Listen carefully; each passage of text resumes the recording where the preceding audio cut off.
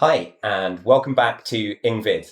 Today we have a special treat for you. This is like an amazing video because we are joined by Emma. Hello, everyone. Emma, as you probably know, is one of the most popular teachers on engVid, and we're very lucky to have her here. And we're going to be discussing some of the differences between the American and the British sound. And I should just make a quick correction. We're going to be talking about the North American sound. So this includes Canadian English and American English. So there are many differences between the British accent and the American or Canadian accent. Let's start by talking about one of the biggest differences, which is the pronunciation of R. In American and Canadian English, we have a very strong R sound. So what we're going to do is we're going to actually hear the difference between how I pronounce a list of R sounds and how Benjamin pronounces the list of R sounds, okay? Sure. So let's get started. Car. Car. Weather. Weather. Mother. Mother. Father. Father. Sister. Sister. Bar. Bar. Work. Work. So you might have noticed that my R sounds are a lot stronger and they sound more like whereas Almost like you're kind of rolling the R. Exactly. Whereas yours sounds a lot softer and a bit quieter, less strong. Sure. That said, there are accents in the UK where the R sound would be strong. For example, the anywhere in the west of the UK, so the West Country, more sort of pirate culture, I suppose, has that R sound. Oh, okay. So we're now going to have a go at doing one another's accent just for a couple of these words. So which word should I try and do in a North American accent, Emma? Let's try car. Car. That was actually really good. Okay. So I'm terrible with British accents, but I'm going to now try to pronounce this in a British way. Car. So at the moment, with that vowel sound, you're almost sort of changing it into a diphthong where you're making two separate vowel sounds. Whereas actually in a sort of modern day British accent, it would just be the single vowel sound of ah. Ah. Yeah, car. Car. Car. Car. Yeah, with kind of imagine it like a K. Ah, car. Car. Okay. Okay, so we have talked about the American and Canadian R. If you're interested in learning how to produce this sound, I actually have a video on the pronunciation of R. Now what we're going to talk about is another big difference between the British accent and the North American accent. And that has to do with what I call the middle T. Sometimes in North American English, we pronounce T's like D's. This happens when the T is in the middle of a word. So for example, I would pronounce this as city. So I would not say city. I'd pronounce this T like a D. City. How would you pronounce this? City. City. So notice he is using more of a T sound while I'm using more of a D sound. Again, I would pronounce this like a D. Party. Party. Okay. Water. Water. See, that's a very big difference, I think, in our accents with this specific word. Water and... Water. Water. Sorry. For numbers, we do this a lot in North American English. So I'd say 30, 40, 50, 60. And how would you say them? 30, 40, 50, 60. So again, notice he's pronouncing a lot more of the T sound. So here is a sentence that has a lot of T's. I'm going to say this in the North American way, and then you will say this in your accent in the British way. So again, listen to the T's and how I pronounce them like D's. Betty bought a bit of better butter. Betty bought a bit of better butter. Okay, so notice there is a very big difference between our accents for this sentence. I just want to point out, though, Emma, that I don't feel representative of a British accent, that the British accent is really, really diverse and it's very difficult to sort of pin it down. So I would be, people would classify my voice as being an RP accent, which is basically a region neutral accent, generally down in the south of England, that is to do with sort of social classes as well. But yeah, I'm sure if there were kind of English natives watching this, they'd be like, that's not my accent. So yeah, just wanted to point that out. And I should also clarify that although I'm talking about North American English and pronunciation, I also might pronounce things more in a Canadian way. But again, there's many different accents in Canada and in the United States, and there's a lot of shared similarities. So in this video, we're talking about some of the more common features that are different between North American and British accent. But again, there are many accents within each group. Yeah, and actually Jill has made a video on the different accents in the UK. So if you do want to find out more about it, that would be a good video to look at. So we've covered the strong R and we've covered the middle T. If you're interested in learning more about the pronunciation of the middle T sound in North American English, I actually have a video on that so you can learn how to produce it. But now we are going to look at stress in words. There is sometimes a difference in where we place stress in words in British English versus North American English. Again, stress refers to when we say a part of the word louder and longer. So we are going to say these different words, and I want you to listen carefully to where we are putting the stress. Okay, so let's start with the first word, vitamin. How would you say this? I would do this vowel a bit differently. I would say vitamin. Vitamin. Yeah. So I say vitamin. And I'm vitamin. Vitamin. The next word is advertisement. Advertisement. Advertisement. Yeah, I mean, often we'll shorten it just to advert. So how do you say advert? We say ads. So we shorten it even more. Yeah. Well, but yeah, with the word advert, yeah, advert. So I think that's similar, but advert. You be the judge. Okay. You can see on this one that we got very confused about how to spell it because it's spelt differently in North America to the UK. So when Emma wrote this, I was like, no, there's an I. We had an argument about spelling. And we had to write both. So the answer is that in North America, it's spelt just with no I here, but in the rest of the world, the rest of the English-speaking world, we have this I here. And if you're wondering what this means, it's a type of element or metal. We often talk about aluminum foil. So it's just, I guess, an element on the periodic table. Or aluminium foil. Whoa. So let's hear that difference in pronunciation again. How would you say this? Aluminium. I would say aluminum. Aluminum. And he's saying aluminium. Aluminium. So again, this is very different. The next word, I think there is a difference in the vowel sound here. So I would say zebra. Whereas I would say zebra. Zebra? Zebra. Okay. So again, a difference. I hear British people use this word a lot, and it always sounds very different to my ears when I hear it. I would say garage. There are two ways of pronouncing it in British English. Garage or garage.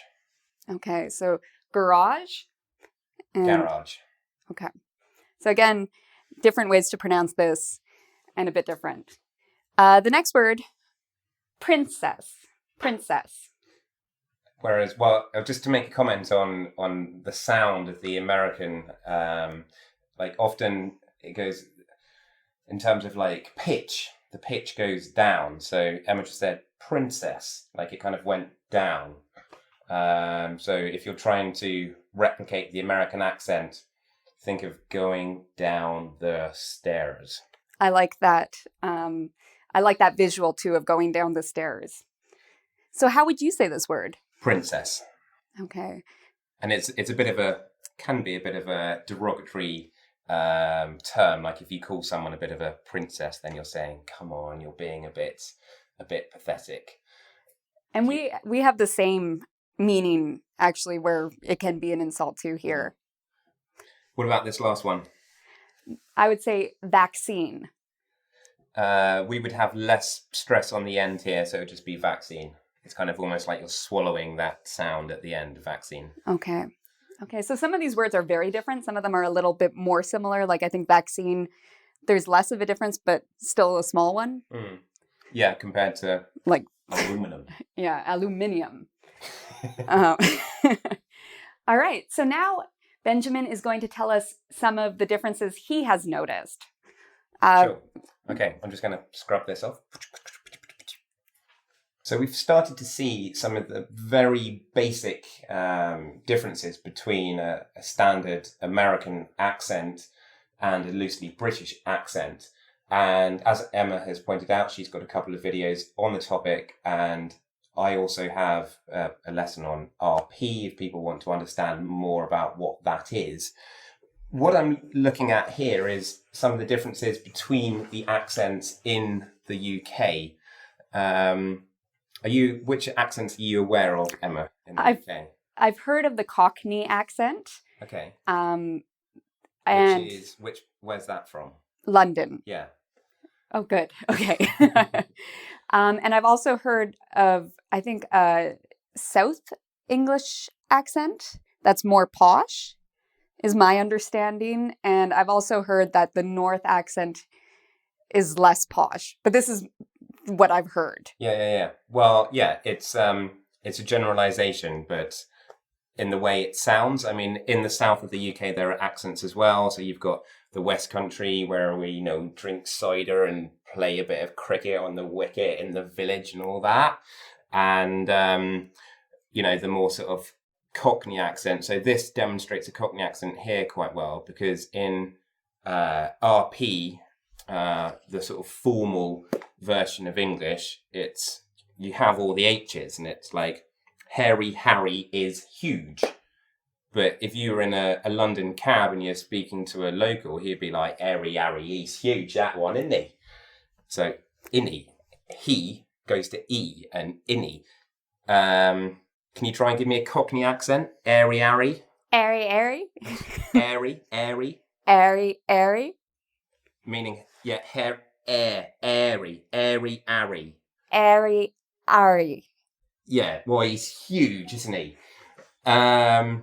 Okay, so these are some features of the RP accent. We have our H's. A very clipped, precise tone. So, whereas in sort of more like urban English, where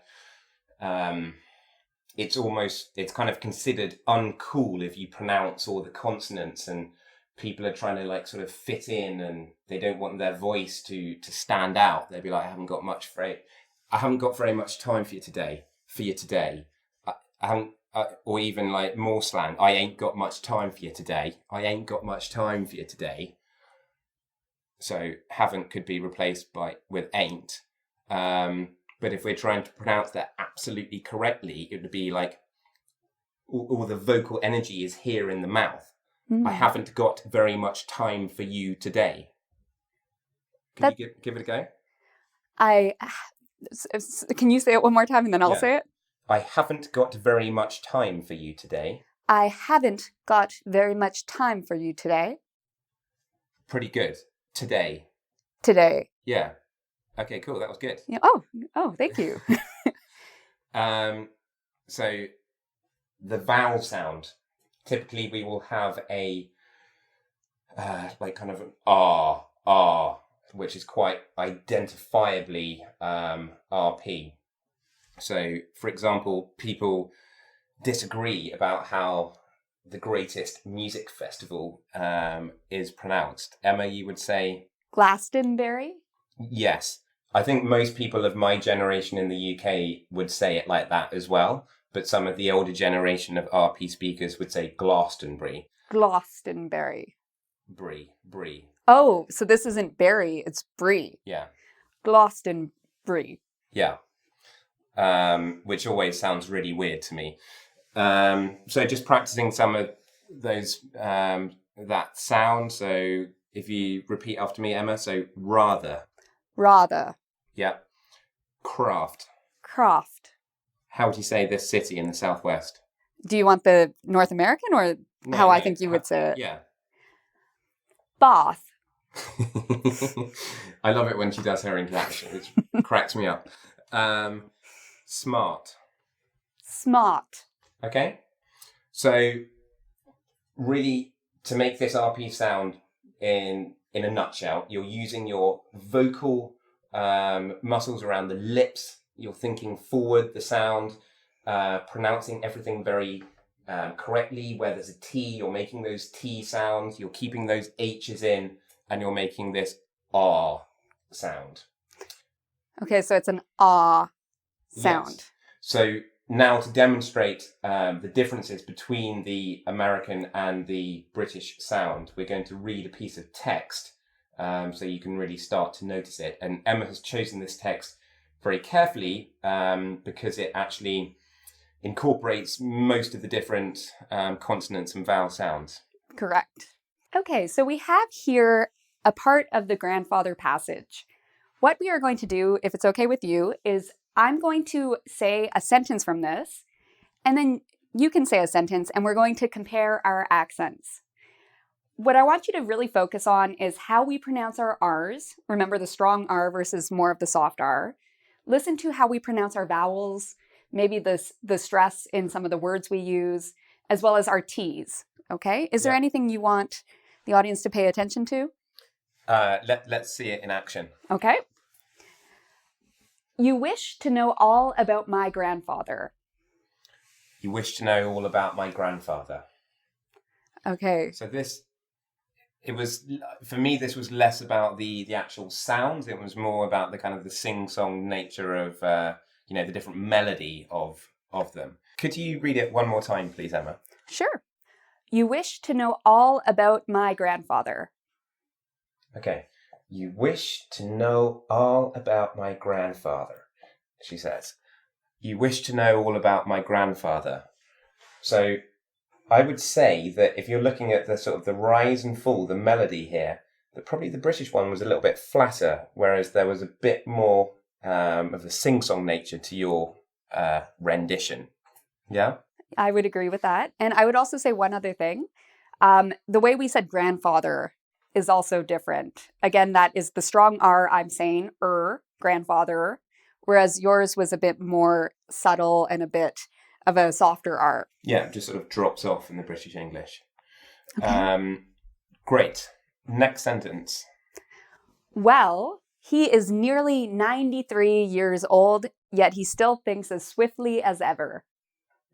Okay, so again, we've got that R sound at the end. Quite a long sentence, this one. Could you say it one more time for me, Emma? Sure. Well, he is nearly 93 years old, yet he still thinks as swiftly as ever. So this word is going to be different in British to American. Emma says it as 93. And for me, it would be 93. So again, that's that T sound. I'm saying it like a D, 90, whereas you're saying it like a T sound. 90. Yeah. Okay.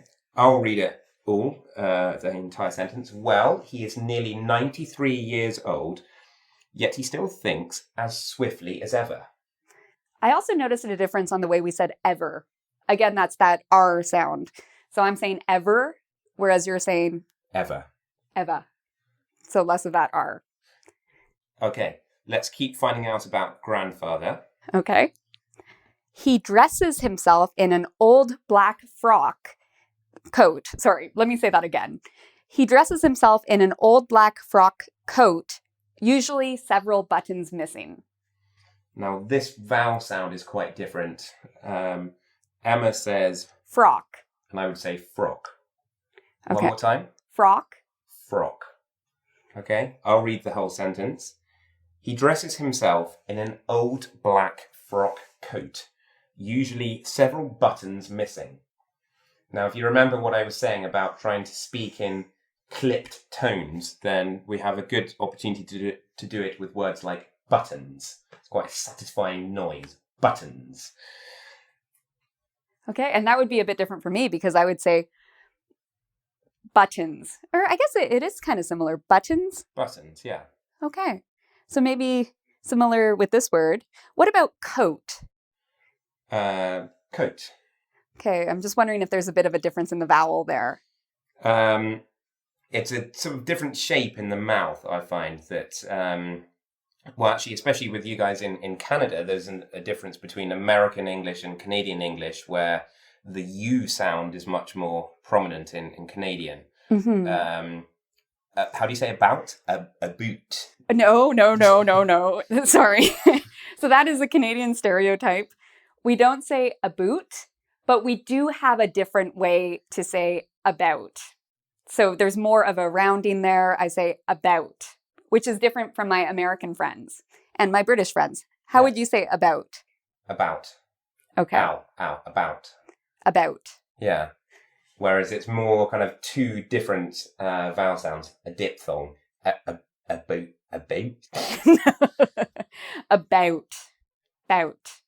You got that one? Yes. Have a little practice. Mm-hmm. Well, Emma, it's been a real joy to have you here sharing your thoughts about the transatlantic differences in our accents. And, you know, Emma has a fantastic channel where there are tons and tons of really useful videos there to help you guys with your English. So do head over there and subscribe to her channel. Hope you have got lots out of this video. Entertainment, if nothing else. And do give the quiz a go now, just to try and remember some of the things we have said. If you're not a subscriber of mine, you can do that, be my guest and get the notifications with that bell shape. And we'll see you very soon. There's going to be a video on Emma's channel where I am speaking with her about some of the more cultural differences between North American life and British life.